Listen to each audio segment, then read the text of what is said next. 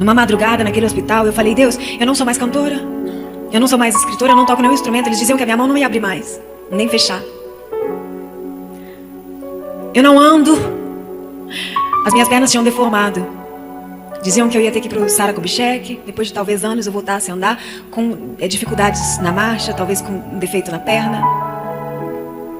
Senhor, e agora? Disseram que eu tive um filho, mas tudo que aconteceu comigo destruiu meu instinto materno. Eu não sou mãe. E agora, como vai ser? Eu não consigo nem falar direito, a minha voz era assim, quem me ouvia. Eu fiquei sussurrando por quase um ano.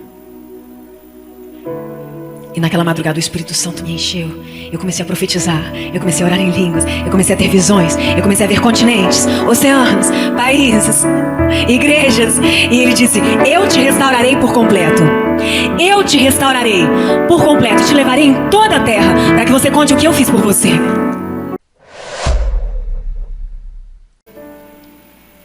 E eu gostaria de compartilhar um texto com vocês que está no Evangelho de João, capítulo 11. Que fala da história de um homem cujo nome significa aquele que foi ajudado por Deus, aquele que foi socorrido por Deus. E qualquer semelhança entre a minha história e a dele não é mera coincidência. O protagonista destas duas histórias é o mesmo. O nome dele é Jesus. Estava enfermo Lázaro de Betânia, na aldeia de Maria e de sua irmã Marta. Esta Maria, cujo irmão Lázaro estava enfermo, era a mesma que ungiu com bálsamo o Senhor e lhe enxugou os pés com seus cabelos. Mandaram, pois, as irmãs de Lázaro dizer a Jesus: Senhor, está enfermo aquele a quem tu amas. E ao receber a notícia, disse Jesus: esta enfermidade não é para a morte, e sim para a glória de Deus, a fim de que o Filho de Deus seja por ela glorificado. Ora, amava Jesus a Marta e a sua irmã e a Lázaro. Quando, pois, soube que Lázaro estava doente, ainda se demorou 2 dias no lugar onde estava. Depois disse aos seus discípulos: vamos outra vez para a Judeia? E disseram-lhe os discípulos: mestre, ainda agora os judeus procuravam apedrejar-te e voltas para lá? E respondeu Jesus: não são 12 as horas do dia. Se alguém andar de dia não tropeça, porque vê a luz deste mundo, mas se andar de noite tropeça, porque nele não há luz. E isso dizia e depois acrescentou: o nosso amigo Lázaro adormeceu, mas eu vou para despertá-lo. Então disseram os discípulos: Senhor, se ele dorme, estará salvo. Jesus, porém, falara com respeito à morte de Lázaro, mas eles supunham que tivesse falado do repouso do sono. Então Jesus disse claramente: Lázaro morreu, e por vossa causa me alegro de lá não estivesse, para que possais crer. Mas vamos ter com ele. Tomé, chamado Dídimo, disse aos outros discípulos: vamos também nós, para morrermos com ele? E chegando Jesus encontrou Lázaro já sepultado. Havia 4 dias. Betânia estava a cerca de 15 estádios perto de Jerusalém, e os judeus que tinham vindo visitar Marta e Maria para as consolar a respeito de seu irmão estavam lá com elas. E Marta, quando soube que vinha Jesus, saiu correndo ao seu encontro, e Maria, porém, ficou sentada em casa. E Marta disse a Jesus: Senhor, se estiveras aqui, o meu irmão não teria morrido. Mas também sei que mesmo agora tudo quanto pedires a Deus, Deus te concederá. E declarou Jesus: o teu irmão há de ressurgir. Eu sei, replicou Marta. Eu sei, ele há de ressurgir na ressurreição, no último dia. E Jesus disse: Marta, eu sou a ressurreição. Eu sou a ressurreição e a vida. E todo que vive, todo que crê em mim, ainda que morra, viverá.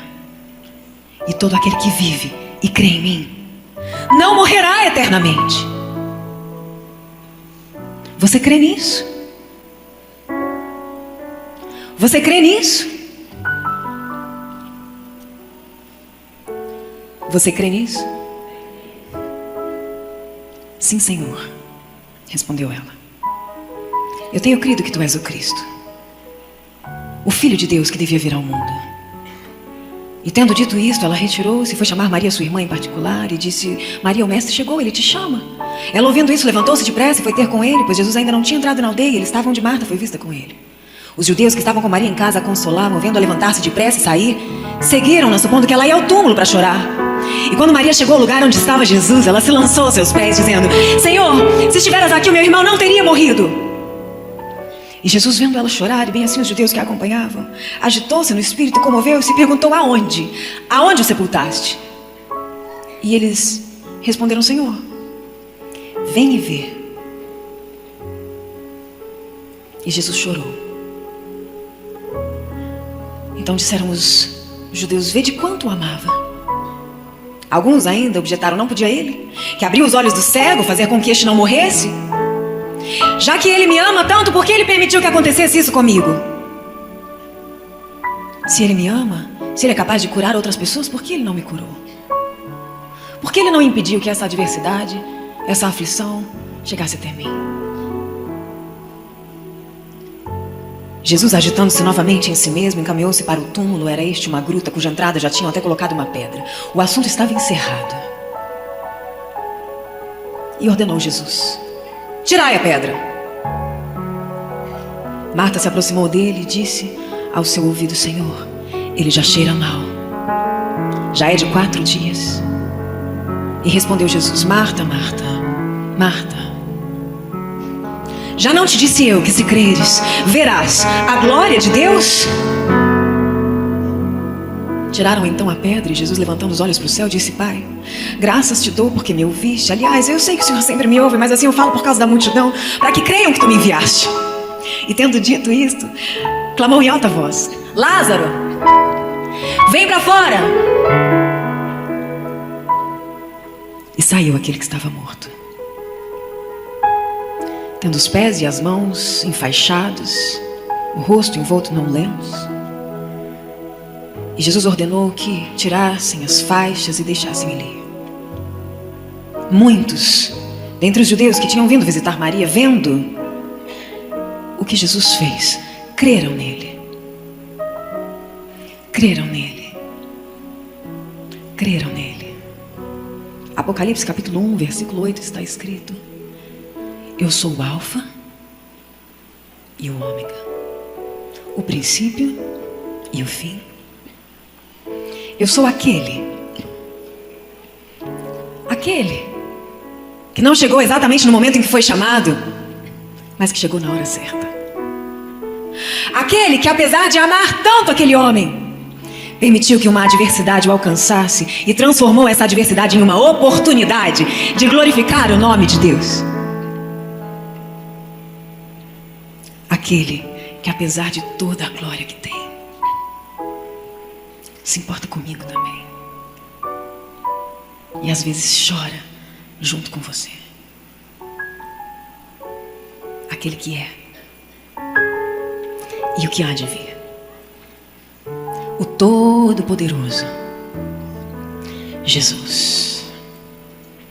Jesus. Jesus.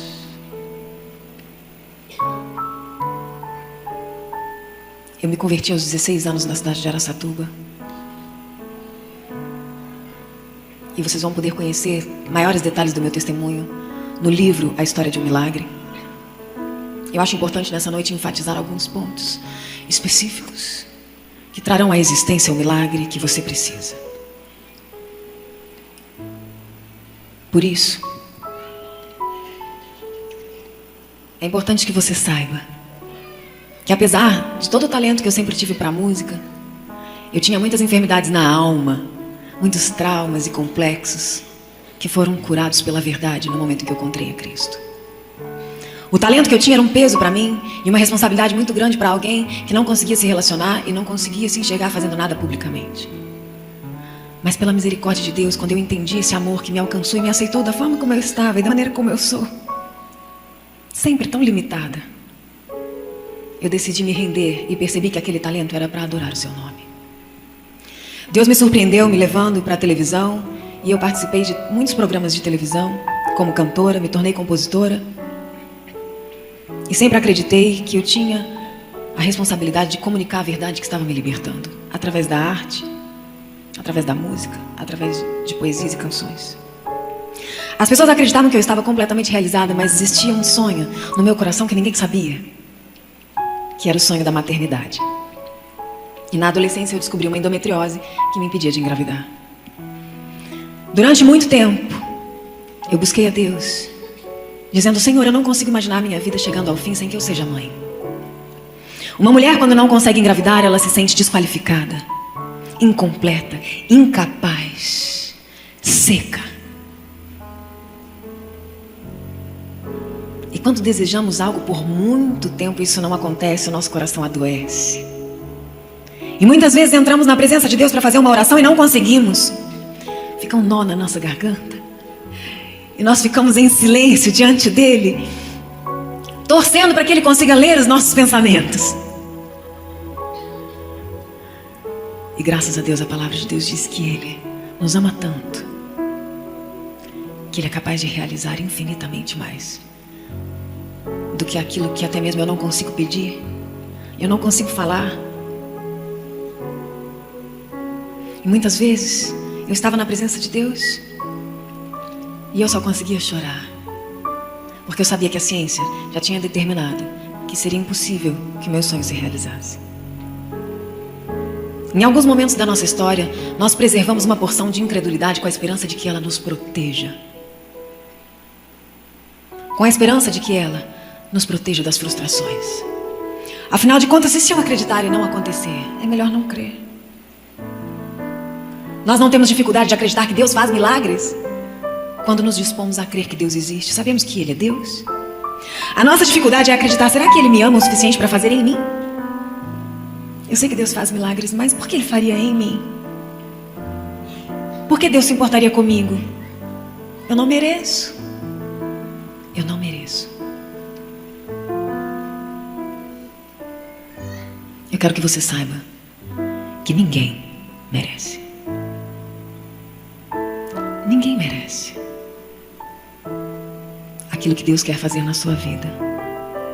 Ele fará porque Ele te ama e porque você crê nesse amor. Em 2009 eu estava num culto, uma missionária se aproximou de mim e disse: Deus está tocando o teu ventre hoje. Ele vai realizar o desejo do seu coração. Ela não me conhecia, não conhecia a minha história, e naquele momento eu já tinha desistido de esperar. E eu falei: Senhor, talvez eu me esqueça do que eu te peço, mas o Senhor não esquece. Talvez eu até venha me esquecer dos meus sonhos, mas o Senhor não esquece.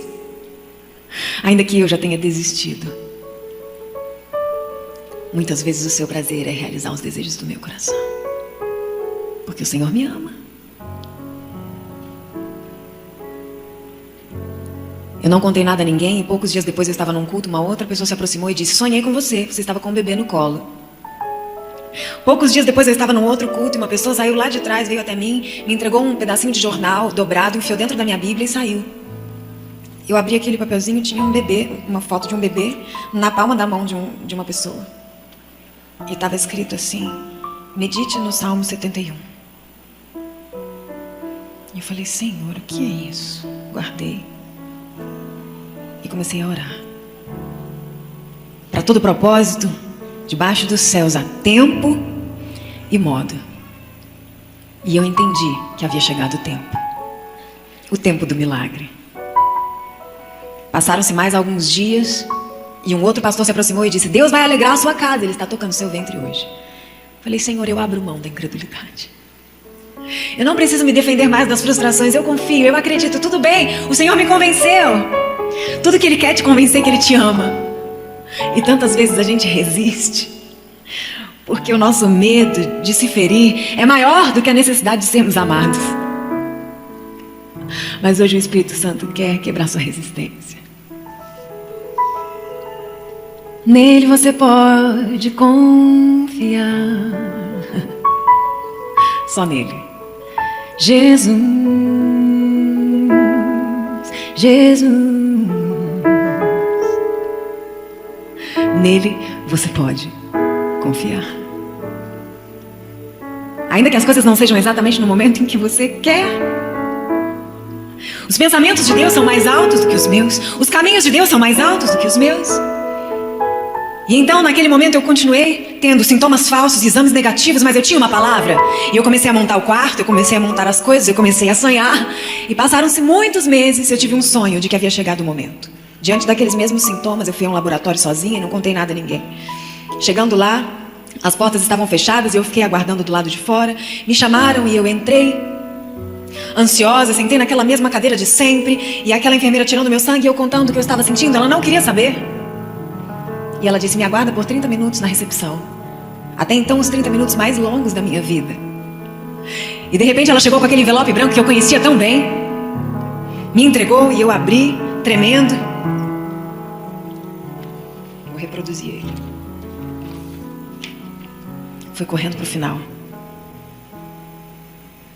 Eu mal podia acreditar que estava escrito uma palavra que eu sonhei a vida inteira em ler. E estava escrito: positivo. Positivo. Ainda que algo tenha dado errado tantas vezes na sua vida, hoje pode dar certo. Ainda que a sua história te olhe nos olhos e diga: você, negativo. Ainda que os seus relacionamentos te digam: você não. Ainda que a ciência te diga: negativo. Ele é o sim e o amém. E ele te olha nos olhos e diz: você, positivo. Positivo.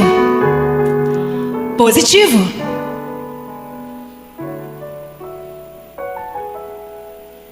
Passaram-se 8 semanas e eu descobri que estava gerando um menino, um profeta para as nações. Eu tinha feito uma cirurgia de redução de estômago há 5 anos atrás, naquela época, que foi bem sucedida. E a minha gravidez foi perfeita. Não tive enjoos, não tive mal-estar. Os meus desejos eram todos por alface. Era um milagre. Eu estava literalmente vivendo um milagre.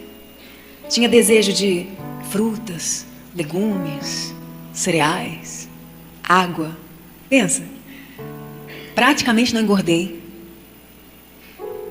Eu estava cheia de graça. Dormia cedo, acordava cedo. Parece que o meu organismo todo entrou no lugar. Eu falei: Senhor, que maravilha.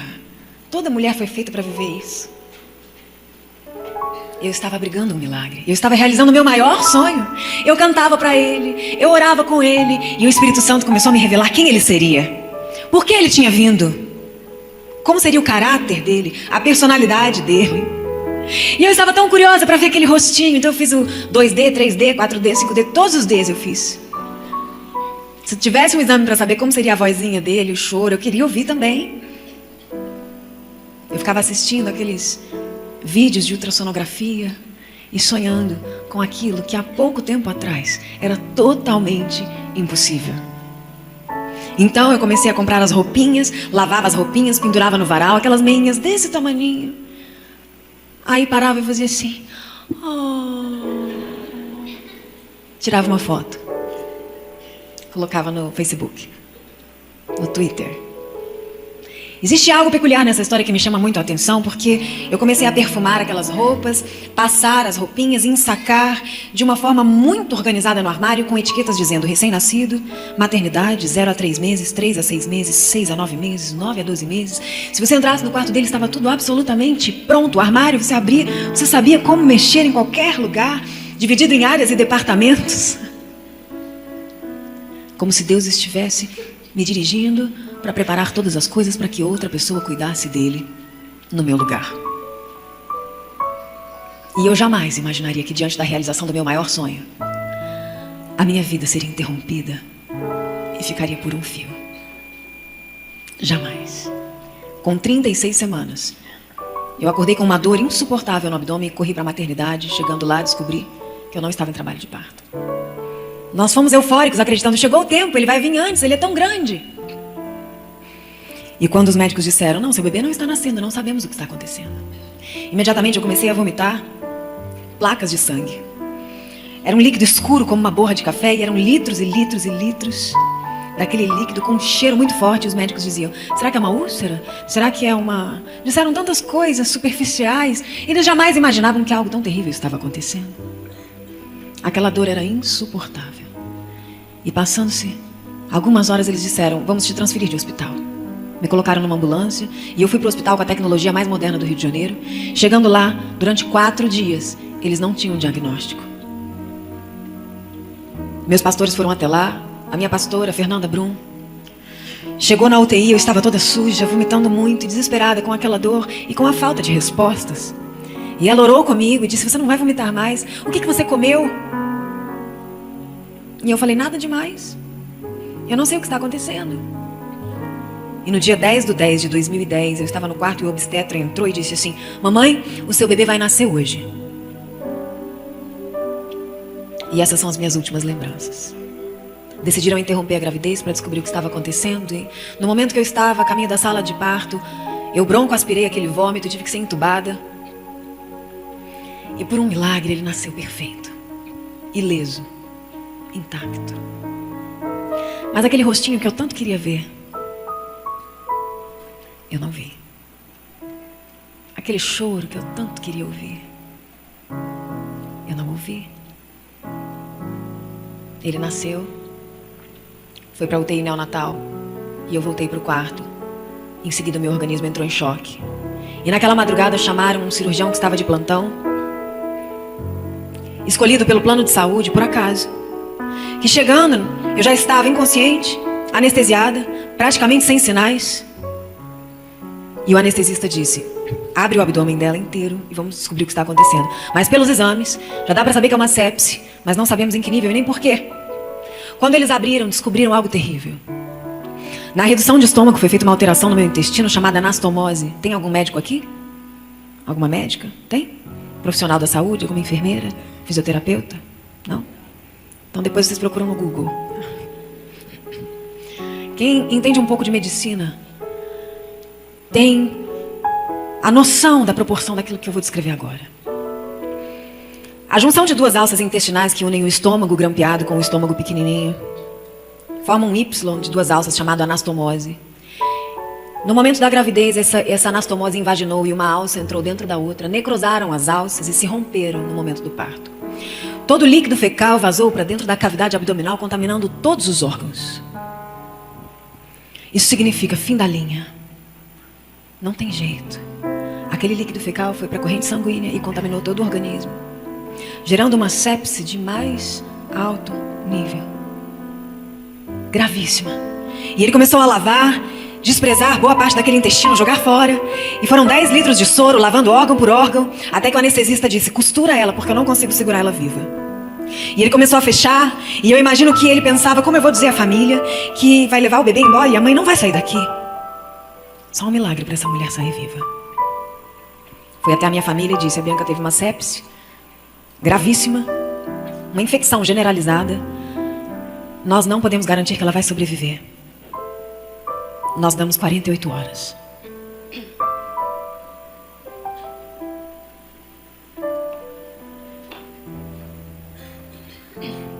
Nesse momento, a notícia foi para a internet. E claro, todos os meus amigos ficaram perplexos, porque ninguém jamais imaginaria que algo assim iria acontecer. Afinal de contas, Deus tinha feito um milagre e me dado a possibilidade de gerar. Por quê?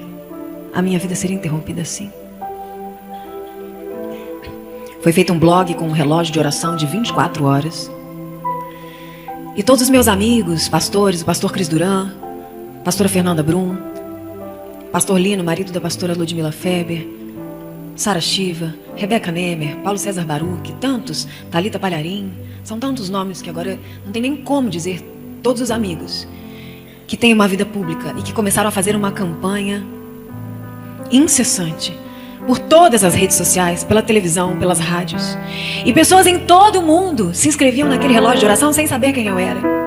O Espírito Santo comovia os corações, dilatava os corações, despertava a compaixão das pessoas, ao ponto das pessoas todos os dias no mesmo horário dobrarem os joelhos e pedirem: Deus, cura aquela moça da internet. Algumas pessoas que nem acreditavam em Deus, comovidos por essa história, se inscreviam naquele relógio. E todos os dias, quando tocava o despertador, no horário da oração dele, ele dizia: Deus, eu nem sei se o Senhor existe, mas eu queria tanto que aquela moça sobrevivesse. Se o Senhor existe, cura ela. Muitas dessas pessoas se converteram e todas elas foram transformadas. A intercessão te faz mais parecido com Deus. Porque quando eu oro por você, eu esqueço de mim. E Deus é amor. O amor não pensa em si, não busca seus próprios interesses. Quando eu esqueço de mim, eu me torno menor. Eu me torno melhor. Ministérios foram revolucionados enquanto pessoas oravam por mim. E a palavra de Deus diz que Deus dá aos amados enquanto dormem. Ele supre os seus amados enquanto dormem. Enquanto eu dormia, Deus cuidava do meu filho para mim. Enquanto eu dormia, Deus estava levantando nações para estarem de joelhos diante dele. Entendendo que quando um povo se une, independente de preconceito, raça, denominação, religião, crendo em um só nome, Jesus, mortos ressuscitam. Deus estava manifestando graça e misericórdia sobre a igreja, dizendo: eu estou vivo e ainda faço milagres. E Ele não faz milagres somente para aqueles que merecem. E eu sou a prova disso. Ele não desistiu de mim. E com certeza, Ele não desistiu de você. Porque a Bíblia diz que Deus tem prazer na morte dos santos. E para aqueles que vivem em Cristo, morrer é lucro. Mas nos momentos em que eu estava por um fio, por mais de 300 transfusões de sangue, mais de 15 cirurgias, com falência múltipla de órgãos, uma sepse profunda com diversas infecções hospitalares, superbactéria multiresistente, a KPC, várias paradas cardíacas, estado já nas arcas de mais de 150 quilos de líquido, completamente desfigurada, apodrecida, no coração de Deus gritava o seu nome, porque Ele sabia que hoje eu estaria aqui. Foi por amor a você. Foi por amor a você que Deus me permitiu viver novamente. Ele sabia que de alguma maneira milhares e milhares de pessoas conheceriam o seu nome. E só por esse motivo eu sei que valeu a pena. Valeu a pena. Enquanto eu estava em coma, eu tive diversos sonhos que vocês vão conhecer também no livro, porque eu não terei tempo de compartilhar aqui. Visões, palavras. Tinha um MP4 tocando louvor e adoração ao lado do meu leito 24 horas, e aquelas canções ministravam a minha vida. Eu fui traqueostomizada. Estava com falência respiratória aguda, falência renal anúrica, falência de fígado, falência no coração. Meu coração batia através de medicamento. Se suspendesse o medicamento, parava. Eu estava literalmente com uma vida artificial. Quando uma pessoa apresenta falência múltipla de órgãos, ela dura poucos dias. Mas na verdade eu estava sustentada pela oração de milhares e milhares de pessoas. Foi algo tão extraordinário que o Espírito Santo fez que algumas pessoas acordavam de madrugada com uma voz dizendo: ora por aquela moça.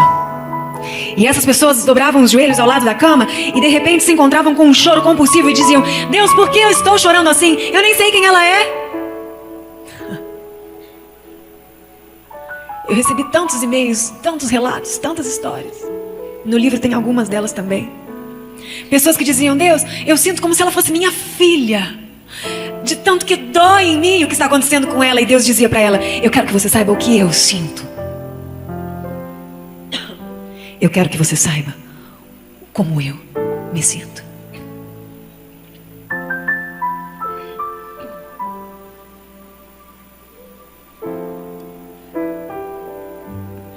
Após 2 meses em coma, a Fernanda Brum foi até o hospital com a Eichler, o pastor Jânio. E eles disseram: Bianca, chegando na recepção daquele hospital, nós tínhamos que nos preparar emocionalmente, porque era tão terrível te ver daquela forma. Os seus cabelos já estavam começando a cair, a sua pele ficou negra e saíam pedaços da sua pele. Você estava completamente deformada, com mais de 150 quilos. Não cabia no leito. Foi feita uma gastrostomia para desviar o líquido do estômago e preservar o intestino. Essa gastrostomia normalmente cicatriza e fecha em 1 semana. A minha evoluiu para uma fístula abdominal, se tornando um buraco, uma cratera no abdômen. O meu abdômen ficava aberto o tempo todo, dava para ver os órgãos.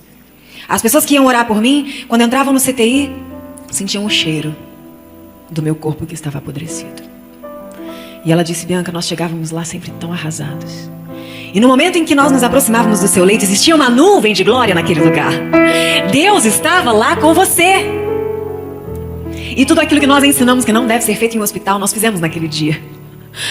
Deus encheu a nossa vida com uma ousadia tão grande que nós começamos a cantar, nós começamos a profetizar, nós começamos a orar e nós fizemos um culto.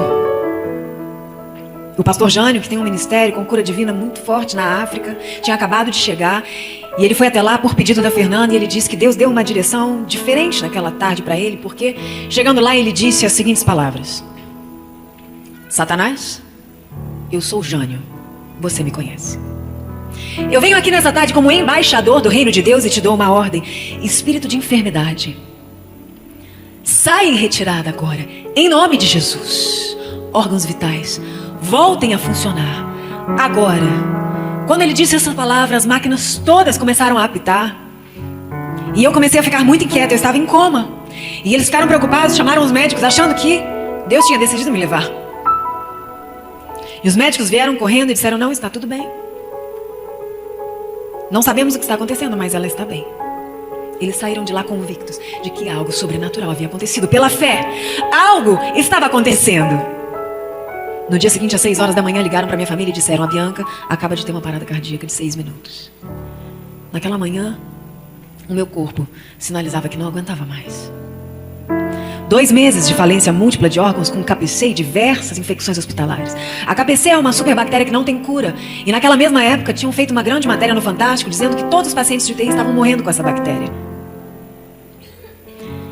O tipo de antibiótico necessário para combater uma bactéria como essa é tão terrível que termina de destruir todos os órgãos.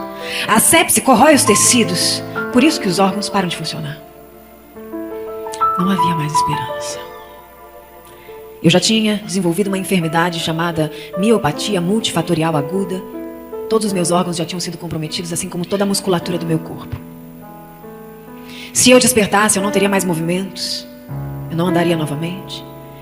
E 10 minutos depois eu tive outra parada cardíaca de mais 2 minutos. Já eram 8 minutos de parada cardiorrespiratória. E os médicos chamaram minha família e disseram: não sabemos o nível de sequela que ela vai apresentar. Porque 8 minutos sem oxigênio é muito tempo. Nós vamos tirar um pouco o sedativo e avaliar o nível de sequela. E quando eles começaram a reduzir os sedativos, eu acordei.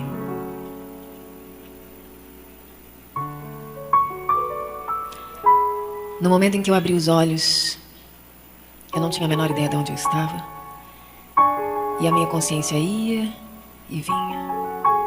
Ia e vinha. Eu estava completamente sozinha, como todos os pacientes de CTI ficam.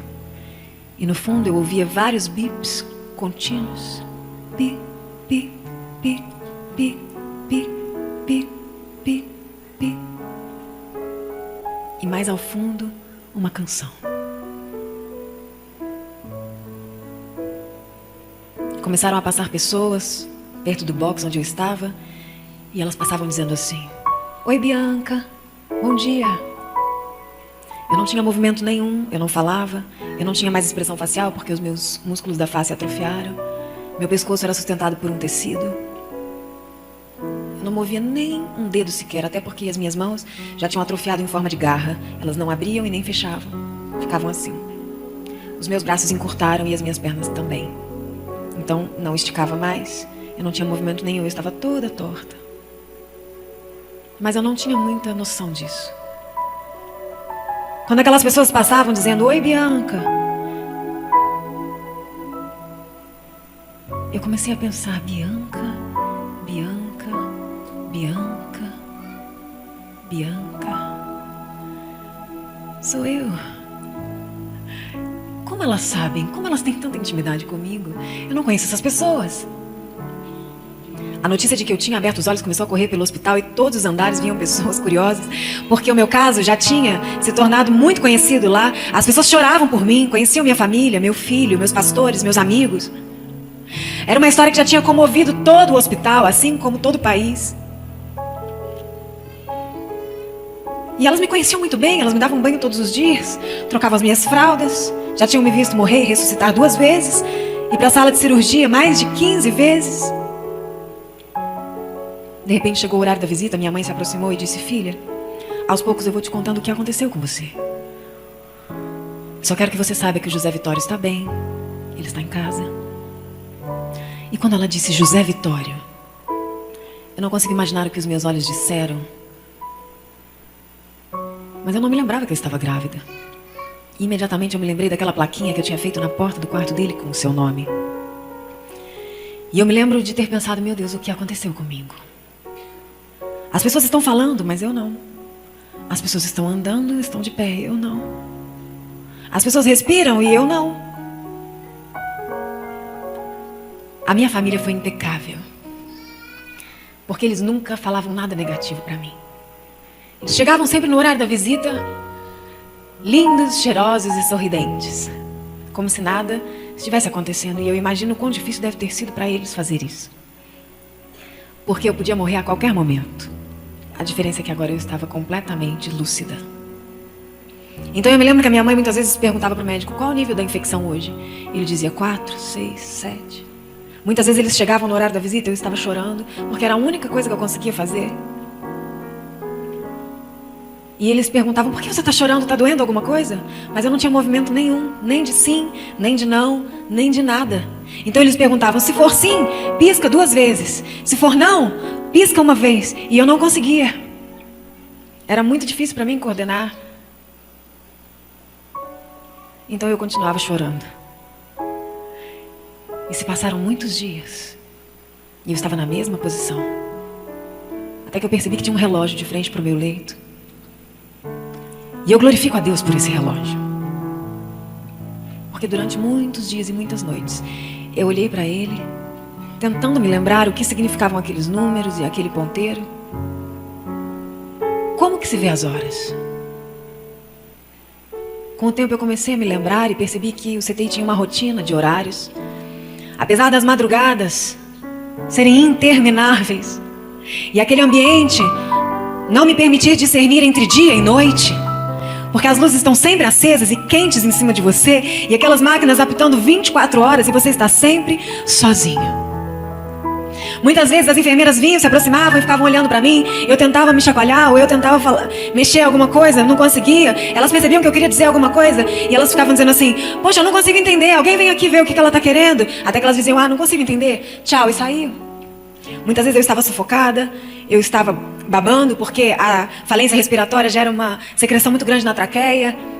Às vezes eu queria simplesmente que abaixasse um pouco aquilo ou levantasse, mas eu não podia falar. E depois de 2, 3 semanas que eu já estava acordada, eu comecei a pensar: ninguém vai me dar nada para comer? Eu vou morrer. Pelas minhas contas, eu já estou aqui há pelo menos 2 semanas que eu abri os olhos. Eu não bebi nada, não comi nada. Ninguém vai escovar meus dentes. Hoje eu sei que ainda que hajam dias sem respostas, ainda que hajam noites intermináveis como aquelas que eu passei olhando para aquele relógio, o regente de todas as coisas compõe uma nova canção no silêncio. No silêncio dos dias sem resposta. Certo dia eu estava aguardando o momento do banho, que era um momento que eu esperava com tanta ansiedade, porque vinham muitas enfermeiras. Inclusive essa semana eu fui ao hospital para dar continuidade ao trabalho do documentário do livro, que agora vai se tornar um filme, o lançamento em setembro. E logo que cheguei, as enfermeiras já me receberam eufóricas. Toda vez que eu volto lá eu estou melhor, graças a Deus. E tinha muito tempo que elas não me viam. A última vez elas me viram careca. Começando a andar, eu era toda torta, parecia uma senhora de 90 anos. Toda ainda deformada, né? O Espírito Santo tem me reabilitado dia após dia. E elas vieram me receber: Bianca, meu Deus, como você está diferente. Aí uma delas disse: olha, você é responsável por todas as minhas varizes. Eu falei: por quê? Por quê? Porque você pesava mais de 150 quilos. Você não cabia no leito. Precisavam de 5 enfermeiras para te dar banho. E o seu banho durava 3 horas. Você tinha 5 drenos no abdômen. Seu abdômen estava aberto. Saíam secreções daqueles drenos no meio do banho. Você estava ligado em diversos aparelhos. Então nós tínhamos que coordenar o seu banho. Dreno 1, dreno 2, dreno 3, dreno 4. Olha o respirador, olha a hemodiálise. 3 horas de banho. E eu não me mexia. Eu não tinha ideia que elas estavam sofrendo tanto porque eu gostava tanto. Tinha alguém ali falando perto de mim. Tinha alguém encostando em mim. Às vezes no meio do banho eu já tinha um pouco desistido de esperar com tanto otimismo, porque aqueles fios começavam a enrolar na minha cara. E elas me viravam para um lado, viravam para o outro. E eu ficava pensando, será que elas não estão vendo que esse tubo está no meio da minha cara? O respirador às vezes soltava. Eu não tinha como avisar. E eu ficava lá, até alguém reparar. Queridos, você ri agora, eu também. Aleluia. Elas me molhavam inteira, eu ficava encharcada. Era um balde, eu não sei o que acontecia com aquelas mulheres. Elas tinham que trocar todos os lençóis comigo deitada em cima depois. E eu não tinha movimento nenhum. Eram 150 quilos de peso morto. Para a glória do nome de Jesus, eu não tive nenhuma escara. O que é extraordinário. Mas era muito difícil. E num dia em especial de banho, elas estavam ali me lavando e falando entre si. Poxa, o que aconteceu com ela? Será? Elas falavam como se eu não estivesse lá. Eu ouvi dizer que foi na hora do parto. E elas iam falando, eu ia tentando entender o que tinha acontecido comigo. E de repente uma delas, lavando os meus cabelos, começou a cantar uma canção. E era como se o Espírito Santo estivesse soprando nos meus ouvidos, dizendo: recebe a cura, recebe a unção de ousadia, unção de conquista, unção de multiplicação. Recebe a cura, Bianca, recebe a unção. Naquele dia eu me lembrei que eu tenho um Deus. E eu percebi que a maioria das enfermeiras eram cantoras.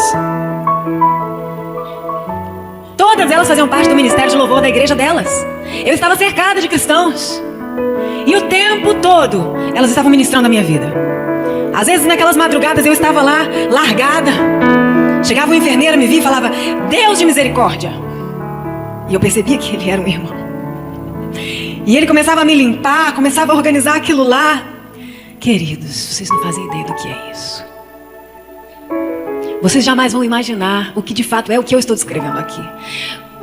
Qualquer noção que você possa ter é muito distante do que é uma madrugada num CTI. E enquanto ele me limpava, ele falava: Deus, tem misericórdia dessa mulher. E ele puxava os meus braços, ele abria, ele mexia, eu não fazia nada. Tem misericórdia dessa mulher, essa mulher está fervendo de febre. E eu estava sempre com muita febre por causa da sepse. Nada tinha melhorado no meu quadro, só que eu estava acordada. E todos os dias se aproximava um rapaz com uma roupa azul do meu leito e dizia assim: posso orar pela senhora? Eu não me mexia, não respondia, não podia responder. Eu não tinha como dizer sim, não. Ele entendia que sim. Levantava as mãos e começava a levantar um clamor ao Senhor pela minha vida. Muitas vezes era tão intensa a oração dele que ele chorava. Terminava e dizia: até logo. Saía. No dia seguinte, no mesmo horário, ele voltava: posso orar pela senhora? Todos os dias. Eu achava que ele trabalhava na limpeza do hospital, alguma coisa, porque ele tinha um uniforme azul escuro. Muito tempo depois eu voltei no hospital para saber quem era esse rapaz. E chegando lá ele me viu e disse: não conheço você. Eu conheço uma mulher morta, apodrecida, que estava no CTI 2. Eu nunca te vi de pé, não conheço sua voz, não sei quem é você. Mas eu sou um homem de Deus e Deus me deu uma ordem: você vai orar por aquela mulher todos os dias, até que ela se levante. Eu já sabia que você estava fazendo isso. Nessa mesma semana se aproximou um médico. E ele tinha um olhar diferente, o rosto dele era iluminado. Ele chegou bem perto do meu ouvido e disse assim: Bianca, eu sou o Dr. Rômulo, vim fazer os seus curativos. Eu sou o seu cirurgião. Aquele cirurgião, chamado por acaso, na madrugada em que eu entrei em choque, escolhido pelo hospital. E ele disse assim: fica tranquila, eu conheço a sua história, conheço a sua família. Eu queria que você soubesse que eu sou pastor. E a minha igreja está orando por você. Existe uma guerra pela sua vida. Existe uma guerra pela sua vida. Você está orando? Talvez ele nem saiba que eu me lembro disso. Mas naquele momento eu não tinha como responder e eu comecei a me chacoalhar inteira, querendo dizer, não, eu não estou orando. A quantidade de sedativo que você dá para um paciente nesse estado é cavalar. É difícil construir uma frase, uma oração, eu não tinha ideia do contexto. Eu não sabia que meus órgãos tinham falido. Eu só sabia que tinha um monte de tubo saindo de mim. Mas a partir daquele momento, eu soube que Deus tem um cuidado tão detalhista com seus filhos, que até mesmo nos momentos em que eu estava correndo maior risco na mesa de uma cirurgia, tinha um homem com as mãos ungidas operando o templo do Espírito Santo. Ele orava antes de me operar, ele orava quando ele terminava de operar, ele levantava a igreja para aclamar, ele cria no milagre. E desde aquele momento eu sabia que eu tinha que orar, e no meu pensamento eu dizia, Espírito Santo, fica comigo. Espírito Santo, fica comigo. Espírito Santo, fica comigo. Era a minha única oração. E hoje eu sei que se você convidar o Espírito Santo para estar com você, ainda que você passe por uma fornalha, ele passa junto com você. Só ele transforma traumas em fontes de unção. Só ele. Chegou o Natal, o Ano Novo, e eu ainda estava lá. E no Ano Novo disseram para minha família, não há mais o que fazer. Ela pode morrer a qualquer momento. E minha família decidiu me transferir de hospital. No momento da transferência, me colocaram numa ambulância toda amarrada, com o respirador quebrado. Por 20 quilômetros, eu fui praticamente sem respirar, dizendo, Espírito Santo, fica comigo. Espírito Santo, fica comigo. Espírito Santo, fica comigo. E esse médico questionou a Deus dizendo, por que o Senhor tirou ela desse hospital? Se eu acreditei desde o início que ela seria curada. Eu queria ver esse milagre. E Deus disse, sabe por que eu estou tirando ela daqui? Porque quem vai curá-la sou eu. A glória não vai ser de um hospital e nem de outro, de um médico e nem de outro. A glória é toda minha. Chegando nesse novo hospital, um médico completamente cético assumiu o caso por insistência da esposa e disse, vamos suspender todos os medicamentos. Vamos começar um novo tratamento. No momento em que ele parou com todos os medicamentos, o meu organismo reagiu. Inexplicavelmente, após mais de 3 meses de falência múltipla de órgãos, as bactérias começaram a ser debeladas. E eles disseram, seu pulmão está voltando a funcionar. Nós vamos tirar o respirador. Você gostaria de ouvir a sua voz de novo? Coloca o dedo nesse buraco, nós vamos tirar a cânula e faz algum som. E eu coloquei o dedo, era um buraco muito grande. E eu fiz assim...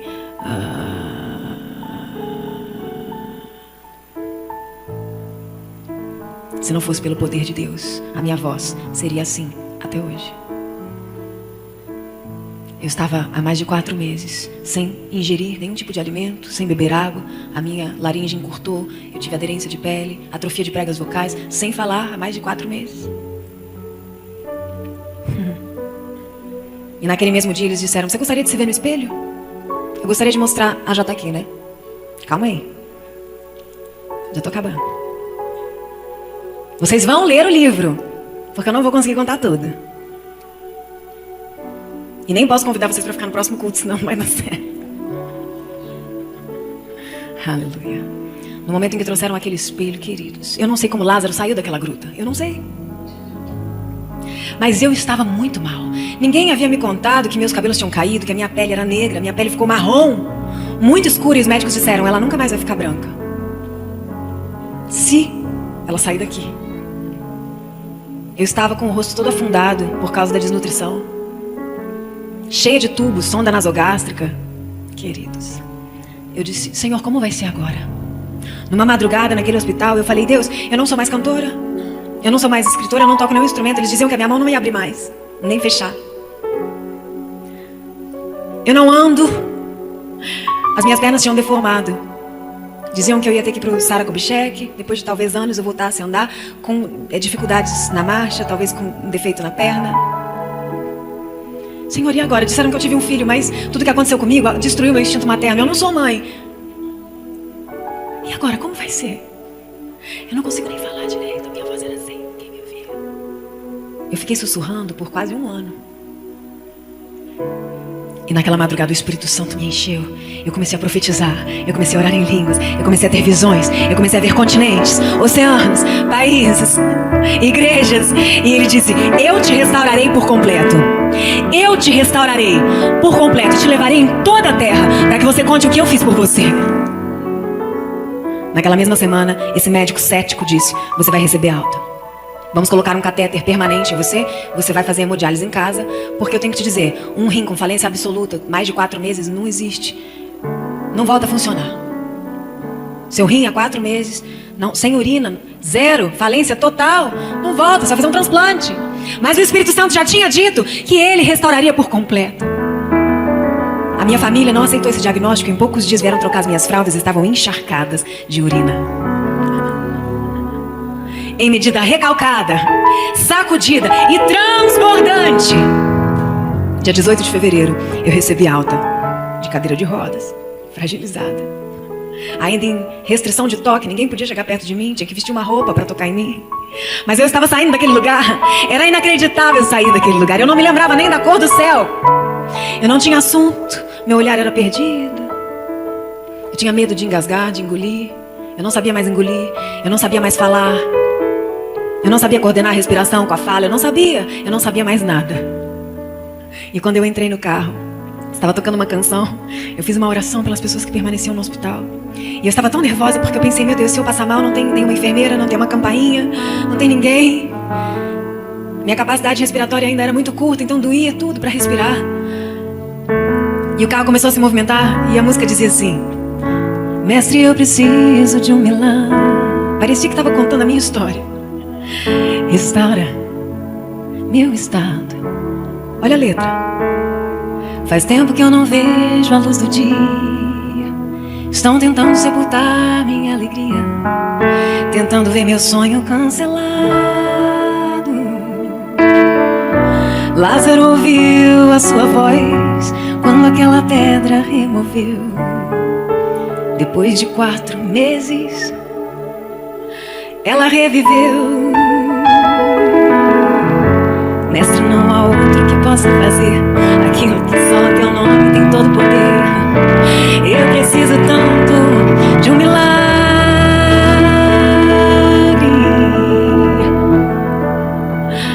Chegando em casa, antes mesmo que a porta se abrisse, eu ouvi um choro. Aquele choro que eu queria ter ouvido há tanto tempo atrás. E entrando com muita dificuldade, eu encontrei um bebê grande no meio da sala, olhando pra mim. E quando ele me viu, ele sorriu. Eu não sabia o que pensar, o que dizer, o que sentir. E o Espírito Santo me disse, viu? Muito mais do que aquilo que você perdeu é o que eu tenho preparado pra você. Eu sei que você perdeu o chão, mas agora abre as tuas asas. Existe um vento que vai soprar e vai te levar às alturas, porque a minha graça te basta. O meu poder se aperfeiçoa nas tuas fraquezas.